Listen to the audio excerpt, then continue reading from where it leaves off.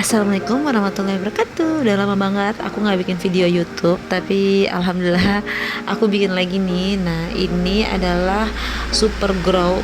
Jadi ini niatnya aku pengen benerin net keramik di bagian atas kamar mandi karena bocor.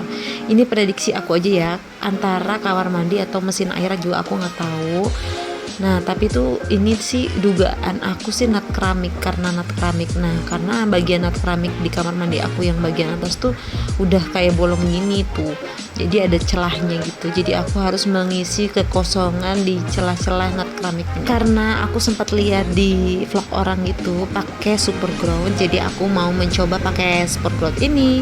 Nah, ini aku bersihin dulu ya. Aku bersihin seadanya banget karena memang susah ya. Aku nggak punya KP dan nggak beli juga sih ya, seharusnya sih beli dulu tapi ini enggak. Jadi aku pakai ini alat pahat, ini aku garit-garitain aja biar kalau ada pasir atau apa gitu ya bisa keangkat dulu. Setelah aku siram terus aku skipper, tapi pas aku skipper juga nggak ke video, ini malah muncrat. Jadi takarannya itu 3:1. Nah, ini aku pakai sendok takar dulu, sendok makan dulu ya. Dan ini juga sendok makannya udah gak kepake. Jadi ini aku kasih 3 takar sendok sama 1 sendok air. Nah, ini 1 sendok air kita aduk-aduk aja sampai dia berbentuk kayak pasta gitu. Setelah berbentuk pasta kayak gitu, kayak odol lah ya, odol agak atau apa ya, kayak pokoknya yang berbentuk begitu deh, kayak lem gitu. Nah, ini aku langsung tutup aja kayak semen padat gitu ya. Ini aku tutup aja pakai tangan, dan aku nggak pakai sarung tangan dong karena males. Nah, setelah aku tutupin natnya, terus aku lapin lagi nih pakai kain. Aku nggak satu kamar mandi full ya, jadi ini yang menurut aku kayak bolong-bolong aja gitu langsung aku tambelin, tapi yang lain enggak. Setelah aku isi semua nih bagian kekosongan ini nih, celah-celahnya pelan-pelan aja ya. Aku nggak ke videoin semua karena memang ribet banget. Aku sambil megang HP sambil kayak gitu. Dan ini udah setelah aku isi nat keramiknya dan aku diemin setelah 1 harian, 24 jam ya aku diemin. Dan ini udah mulai kering gitu. Terus ini bakalan aku sikatin lagi karena banyak putih-putihnya. Lanjut aku bersihin kamar mandinya. Ini aku siram-siram dulu, aku pelin, terus aku sikat dulu ya, seadanya lah ya sikat-sikatnya. Setelah aku sikat-sikat, aku siram-siram lagi. Dan setelah udah bersih ya, ini aku mau mengisi kekosongan persabunan cuci. Ini aku pakai Soklin karena nggak tahu kenapa merek yang satu lagi tuh tanganku panas ya. Aku cuma cocok sama Soklin. Kalau merek D dan R tuh aduh, tangan aku langsung kayak kepanasan, udah panas juga terus jadi ngelopek gitu, malah perih. Jadi aku cocok banget pakai Soklin. Nah, ini di bagian teras atas tuh sama bagian atas rumahku tuh berantakan karena itu ada AC, kotak AC-nya tuh ada 2. Jadi kandang burungnya aku ganti yang kecil kayak gitu, malah di semua itu rumahnya.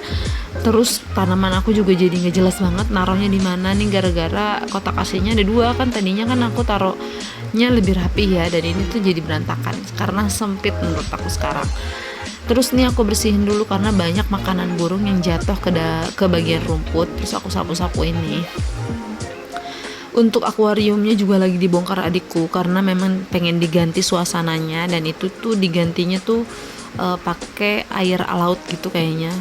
Karena dia beli pasir itu tuh yang di plastik yang tadi aku pegang-pegang itu, dia beli pasir laut di Jatinegara, terus dia beli air lautnya juga, nggak tahu kenapa ribet deh pokoknya urusannya kalau per akuariuman yang berurusan dengan air laut, karena lantainya tuh jadi lengket banget kalau airnya pada tumpah-tumpah ke lantai itu.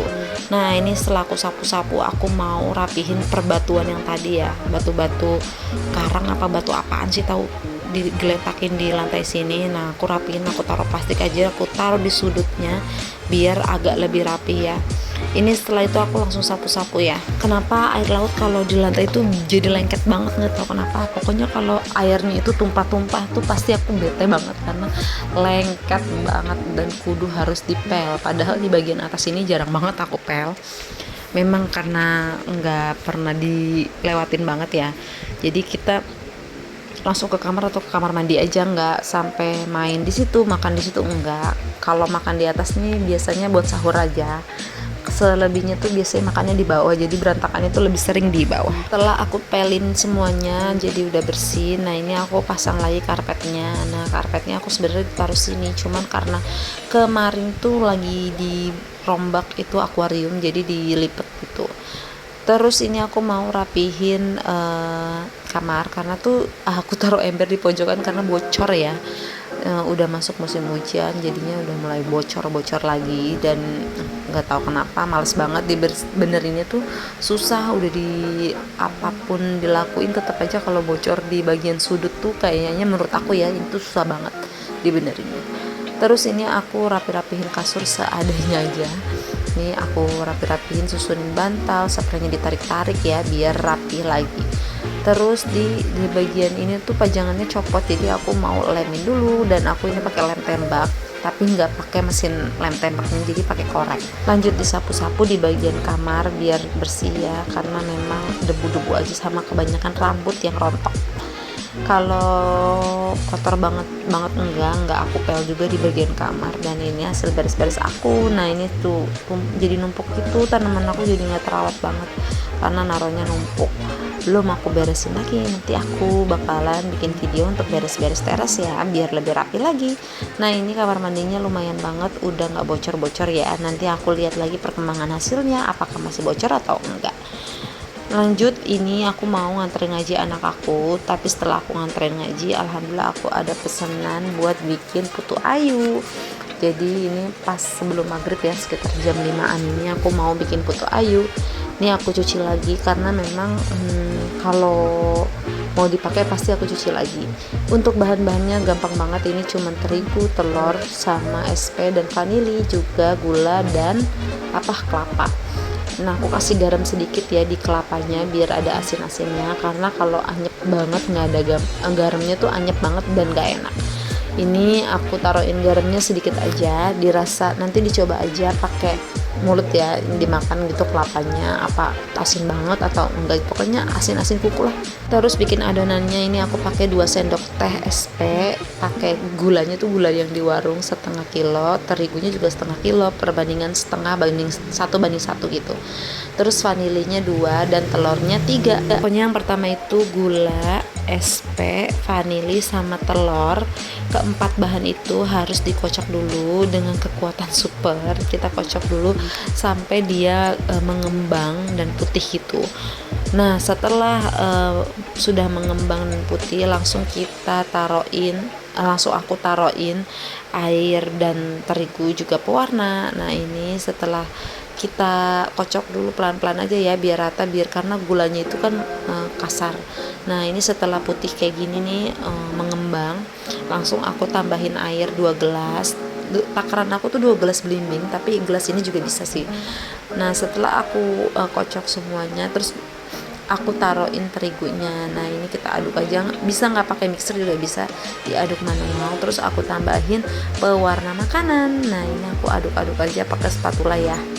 Terus setelah itu langsung aku kasih minyak nih di bagian tempat-tempatnya, diratain ya, karena kalau nggak itu jadi bopeng-bopeng gitu nanti putu ayunya kalau nggak rata minyaknya. Pokoknya minyaknya diratain tapi jangan terlalu kebanyakan, karena nanti bakalan turun kalau kebanyakan minyaknya, malah kelapanya jadi kuning gara-gara kena minyak. Terus ini aku langsung padetin di bagian kelapanya biar dia nggak ambiar nanti ya kalau udah matang, jadi kita kudu padetin banget biar nggak ambiar. Terus langsung diisi deh nih dengan adonan putu ayunya. Ini sih ini aku alhamdulillah ada pesanan 50 piece putu ayu, ini aku jual 2.000-an ya. Tapi kalau misalnya lebih dari 100 biasanya aku kasih diskon lagi. Nah ini aku bikin putu ayunya per 10 yang aku masukin ke dalam kukusan, karena kukusanku kecil ya, jadi aku naruhnya 10-10 gitu. Sekali kukus itu 10 menit ya, itu waktunya. Kalau lebih nggak apa-apa juga, cuman kalau kurang tuh nanti putu ayunya nggak mateng. Jadi ini aku kukus dengan api sedang ya, jangan terlalu api besar. Nah ini setelah matang langsung aku rapihin deh tuh, terus aku dinginin dulu ya, baru nanti aku masukin ke mika. Resep aku ini nggak terlalu manis banget, tapi manisnya pas pokoknya, dan ini tuh dijamin enak banget ya. apalagi kalau buat hajatan. Pokoknya cocok banget. Oke, terima kasih, sampai sini dulu untuk kegiatan aku. Assalamualaikum warahmatullahi wabarakatuh.